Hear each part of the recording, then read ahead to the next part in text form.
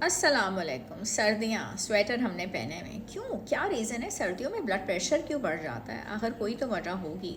एक तो बात यह है कि सर्दियों में कुदरती तौर पे जो ब्लड वेसल्स होते हैं वो कंस्ट्रिक्ट करते हैं, और ब्लड वेसल्स इसलिए कंस्ट्रिक्ट कर रहे होते हैं कि वो आपकी जो हीट है उसको वो प्रिजर्व करें, आपकी बॉडी हीट को। दूसरी बात है कि प्यास तो लगी नहीं रही होती है, पानी हम बहुत कम इस्तेमाल करते हैं, और जब पानी हम बहुत ज़्यादा कम इस्तेमाल करते हैं, हमें प्यास भी नहीं लग रही होती, डिहाइड्रेशन होती है, तो आपका जो बॉडी का जो ब्लड का जो वॉल्यूम है वो ऐसे मैकेनिज़म्स को ट्रिगर करता है कि जो आपके ब्लड वेसल्स हैं वो भी कंस्ट्रिक्ट करते हैं। कोल्डर जो टेम्परेचर्स होते हैं उसमें आप बाहर की एक्टिविटीज़ नहीं करते, घर पे रहते हैं, आपके हार्मोन्स ऊपर नीचे होते हैं, अंडर स्ट्रेस होते हैं, कॉर्टिसोल लेवल्स बढ़ते हैं, बीपी बढ़ता है।